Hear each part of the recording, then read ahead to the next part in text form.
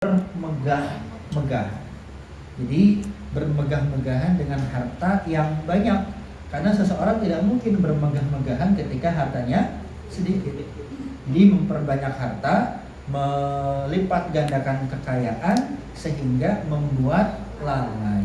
Membuat lalai dari apa? Membuat lalai dari zikir kepada Allah, membuat lalai dari keimanan, membuat lalai dari berbagi, membuat lalai dari kebaikan.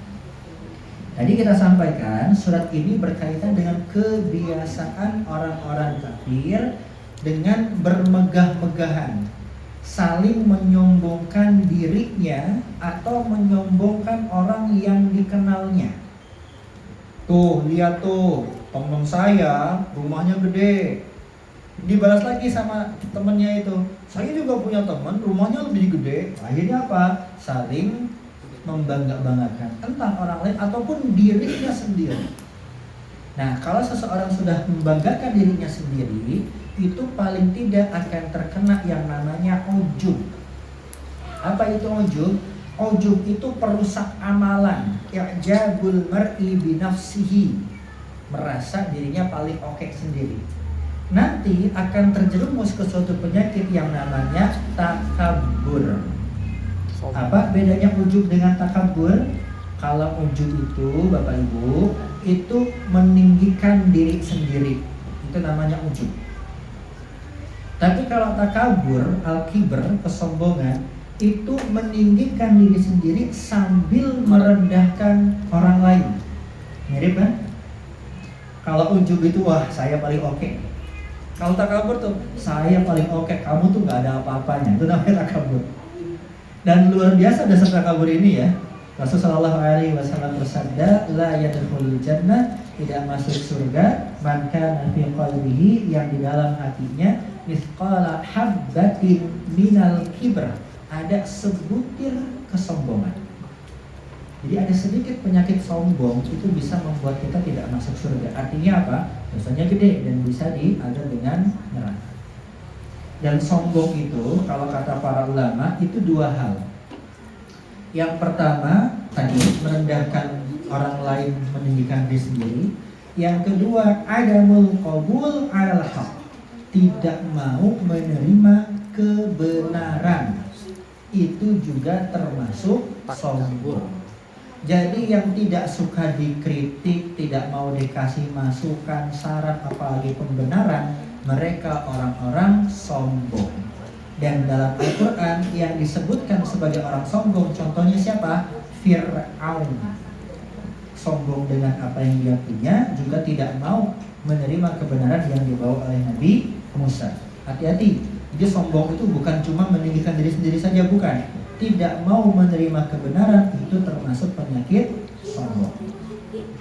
Ada bapak-bapak duduk di depan teras rumahnya. Tiba-tiba dia mengambil koran. Pas ngambil koran kebalik. Kata anaknya yang masih kecil, Pak, itu korannya kok bacanya kebalik? Pokoknya dibalik toh Pak. Apa kata sang bapak? Allah, anak kecil tahu apa, belum tahu ilmunya, katanya gitu. Padahal emang kebalik. Gak mau diingetin aja itu. Nah, hati-hati ya. Biasanya kesombongan itu berkaitan dengan sesuatu yang ada dalam diri kita. Entah lebih dari orang lain, lebih tua, lebih berada, lebih berilmu, lebih apa lagi? Lebih kaya, lebih kuat. Sehingga ketika diingatkan oleh orang yang di bawah kita, kita tidak mau nerima. Karena lagi-lagi karena faktor kesombongan itu. Hati-hati.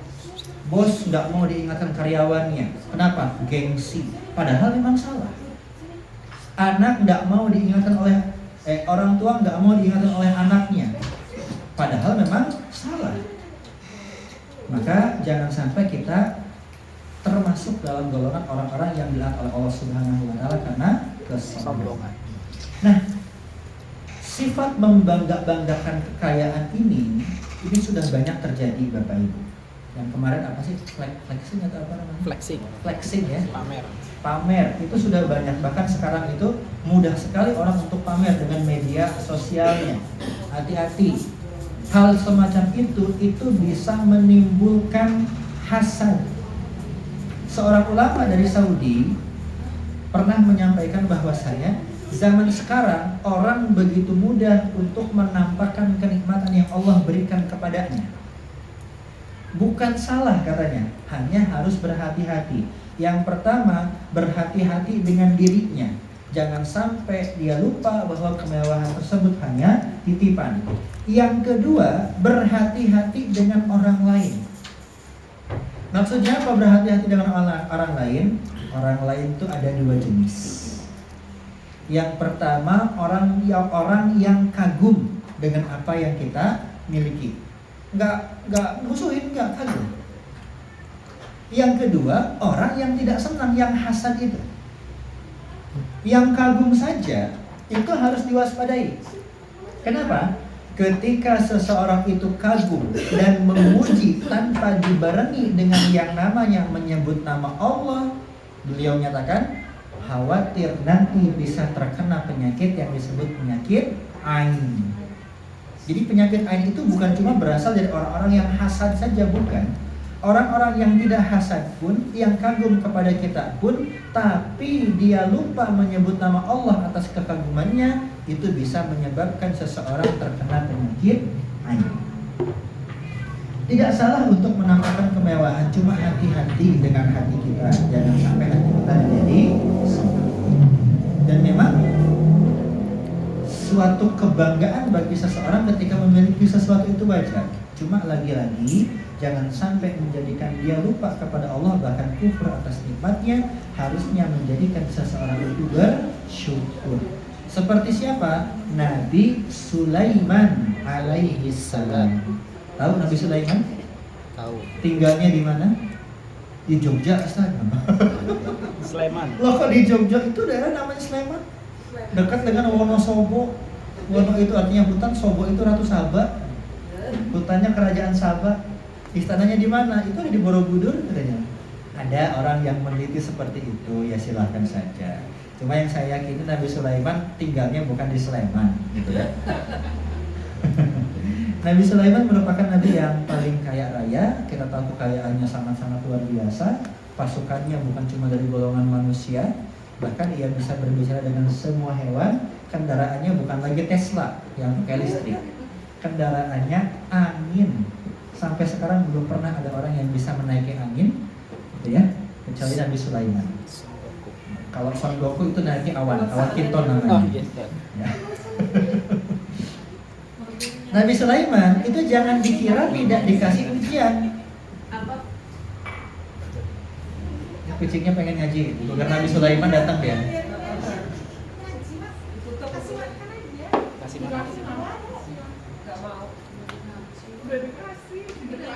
Dikasih makan gak mau, minta dikasih jodoh kayaknya. Biasa kalau misalkan gak mau makan minta jodoh biasanya. Nabi Sulaiman itu jangan dikira ujiannya ringan, justru ujiannya sangat berat sekali. Jangan dikira ujian yang berat itu hanya sekadar kemiskinan atau keterbatasan, enggak. Harta itu ujian yang berat. Makanya kata Nabi Sulaiman, hada min fadli rabbi. Untuk apa coba? Liyabluwani, untuk mengujiku. Jadi harta itu ujian.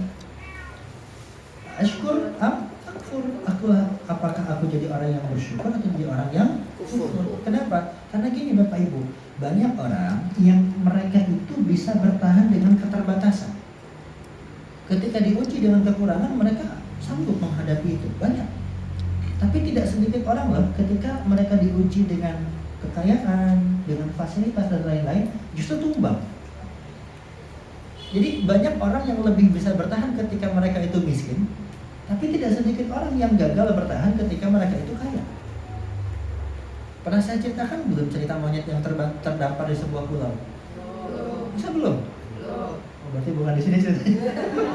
Ini saya ceritain lagi. Gini Bapak Ibu, ada seekor monyet terdampar di sebuah pulau sendirian, gitu ya. Kehausan, mau minum air asin, air laut nggak bisa diminum. Akhirnya dia kesana kemari cari minuman, nggak ketemu sampai dia menemukan sebatang pohon kelapa. Ternyata di atas kelapa tersebut ada kelapa muda yang disebut degan. Tahu sejarahnya degan? Kenapa dinamakan degan? Dulu ketika penjajahan Indonesia, orang Belanda itu datang ke Indonesia, kemudian kehausan. Nah, punya pembantu orang Indonesia, orang pribumi. Lihat kelapa kok begitu seger, cuma nggak bisa manjat, kata orang Belanda tersebut. Degan, degan, degan. Maksudnya apa? Kata orang Belanda, ambil senjata, saya mau nembak itu. Kalau kata orang Indonesia, oh itu jenenge degan toh. Nah, jadilah es degan. Cocok logi kayak gini. Ya itu cocokologi lah ya. Kalau bahasa Sundanya kira pas, dikira-kira pas itu ya. Kayak korsi itu cokor di sisi kalau bahasa Sundanya itu. Kaki di sisi, kaki di pinggir. Nah monyet itu kan pintar manjat tuh, ya enggak? Manjatlah monyet itu ke pohon kelapa. Semakin tinggi dia manjat, ternyata anginnya semakin kencang. Dan wajar kan, angin semakin tinggi semakin kencang. Semakin tinggi manjat, semakin kencang angin berhembus. Akhirnya dia berpegangan semakin kuat. Semakin kencang berpegangannya karena nggak mau jatuh dong. Akhirnya dia nyampe ke puncak. Oh anginnya kencang banget, tambah kencang dia berpegangan. Tiba-tiba anginnya berhenti yang kencang tersebut. Sama Allah diganti dengan angin yang sepoi-sepoi. Wah sejuk benar gitu ya. Si monyet ngerasa, wah aku udah capek nih, udah nyampe puncak nih, tinggal metik kesuksesan. Nyantai dulu lah, menikmati keberhasilan. Apalagi dikasih angin sepoi-sepoi, ditiupin ke ubun-ubunnya. Akhirnya apa? Ngantuk. Percaya atau tidak, yang namanya kelopak mata ini adalah kontrol dari badan kita. Ketika kelopak mata ini tertutup, maka badan kita pun tidak mempunyai kontrol lagi. Dan dikatakan bahwa kelopak mata ini kulit tertebal, terluas di dunia. Gak percaya, tutup matanya seluruhnya ketutupan. Ya kan? Dunia ini ketutupan semua sama kulit ini.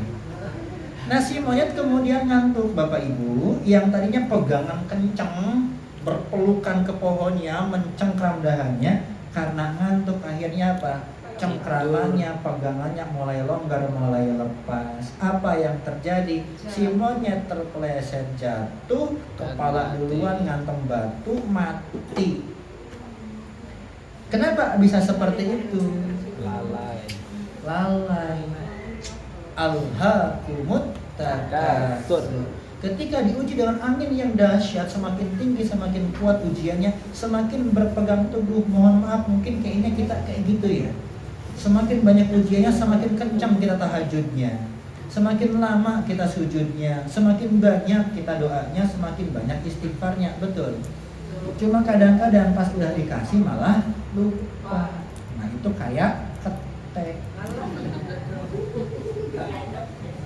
Kan gitu. Pas diuji dengan angin yang kencang, dia berpegangan kencang.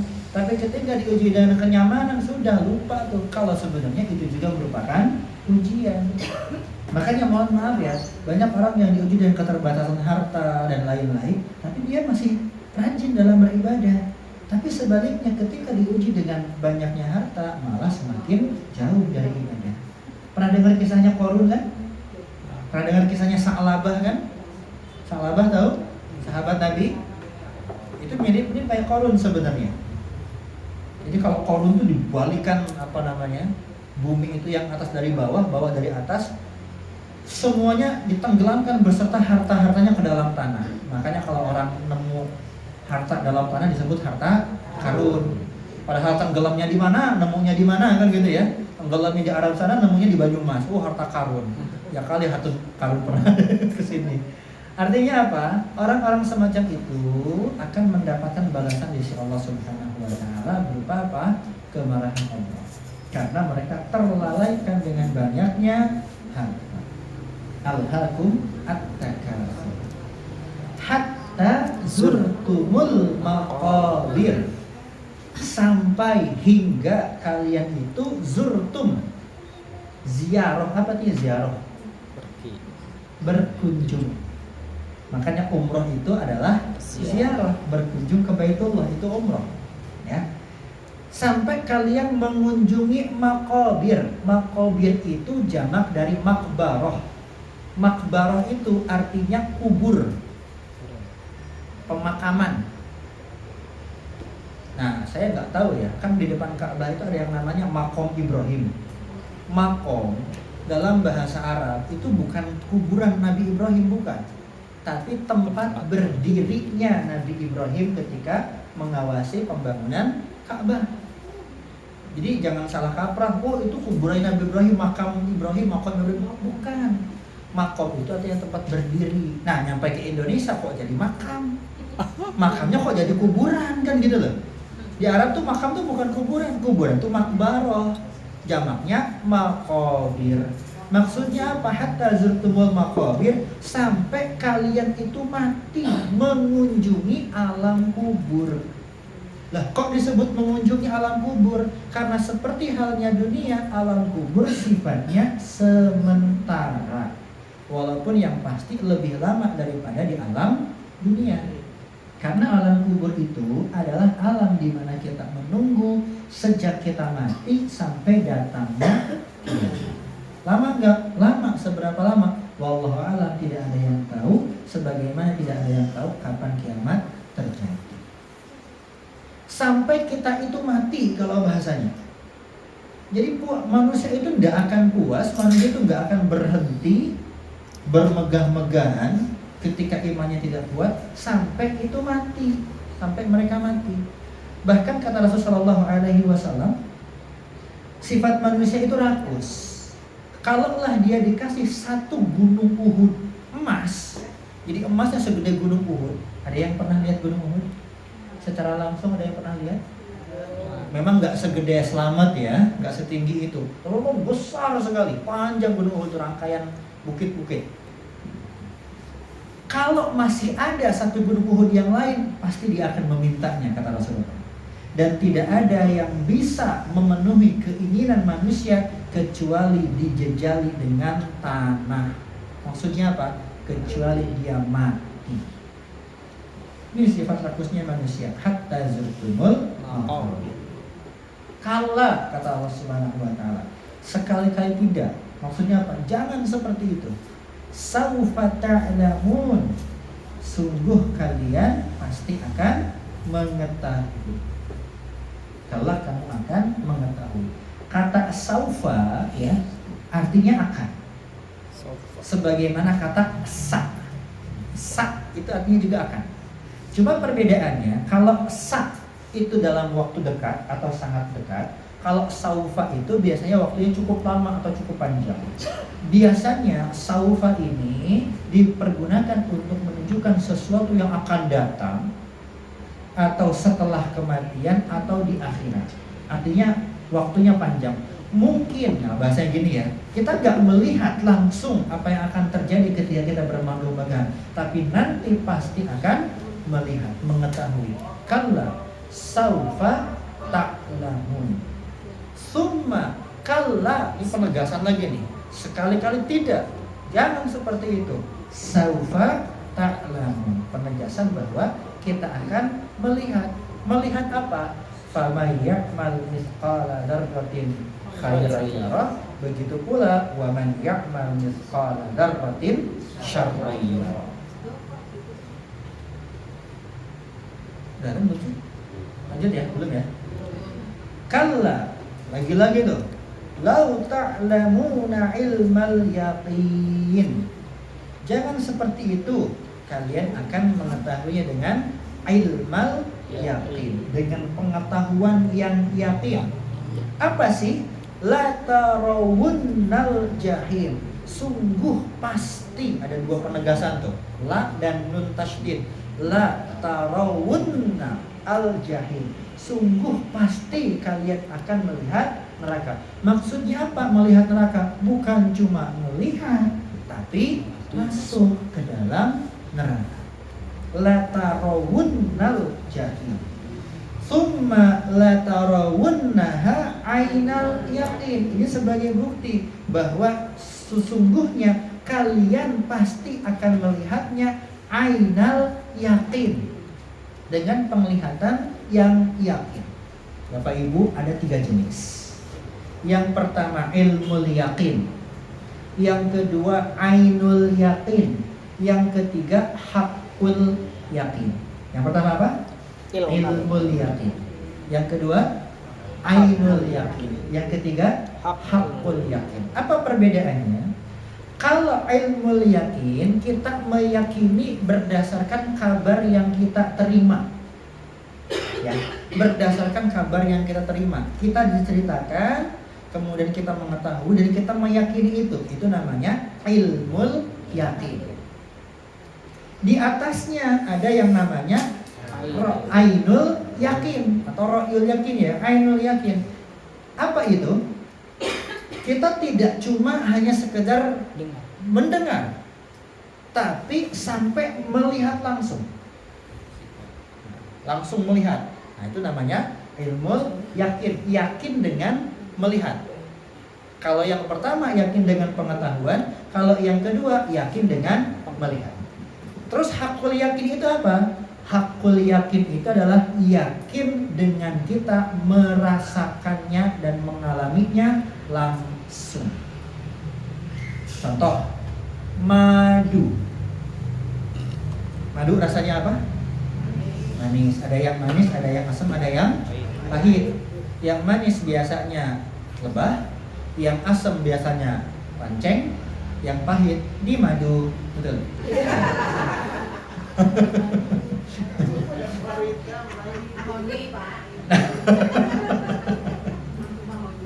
Mahoni.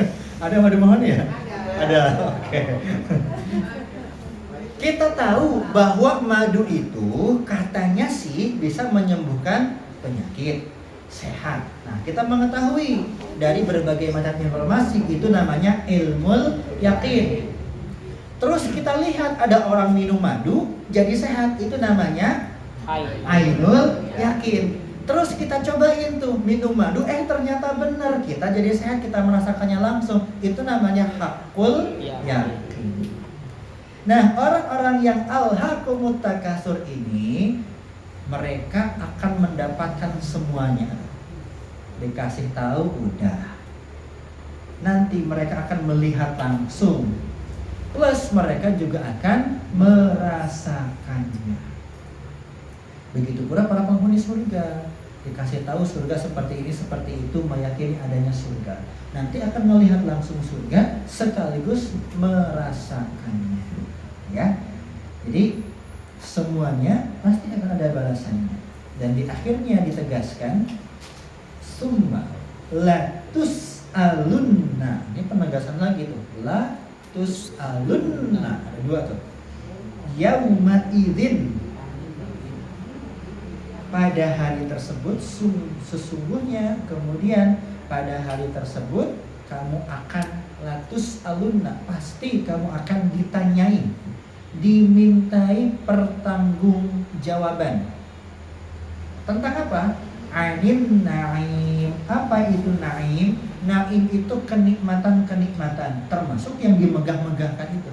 Jadi semua kenikmatan akan dimintai pertanggungjawaban oleh Allah Subhanahu wa taala, baik berupa harta maupun berupa badan itu sendiri. Inna sam'a wal basara wal fu'ada kullu ulaika kana anhu mas'ula. Baik pendengaran, baik penglihatan, baik hati kita, itu semuanya akan dimintai pertanggungjawaban oleh Allah Subhanahu wa taala.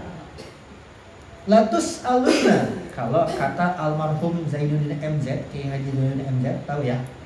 Itu saya ngefans banget sama beliau itu. Kalau seseorang itu mati dan punya ilmu, pertanyaannya cuma satu. Kamu apakan ilmumu itu? Kalau seseorang itu punya harta, pertanyaannya nggak cuma, punya umur, pertanyaannya juga cuma satu. Umurmu kamu habiskan untuk apa? Tapi kalau seseorang itu punya harta, pertanyaannya dua.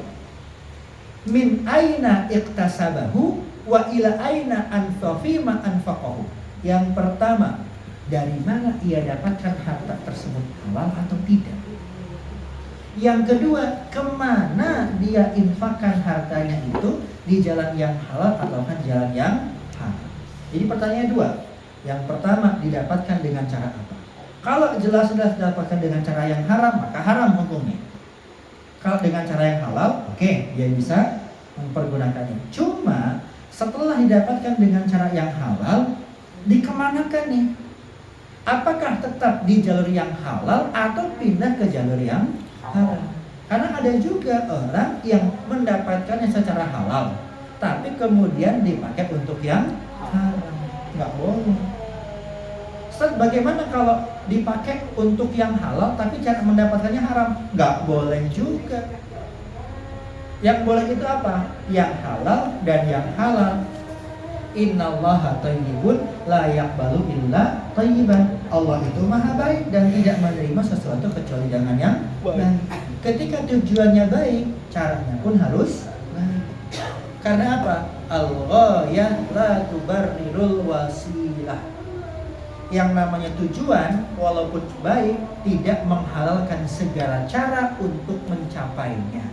Kalau memang tujuannya baik, ya dicapai dengan cara yang baik. Jangan sampai tujuan yang baik dicapai dengan cara yang tidak baik, hasilnya malah tidak diterima oleh Allah Subhanahu wa Ta'ala. Maka begitu pula semua yang kita miliki akan dimintai pertanggungjawaban oleh Allah Subhanahu wa Ta'ala. Baik, sudah masuk waktu Isya, ada dulu ya, nanti kalau ada di situ.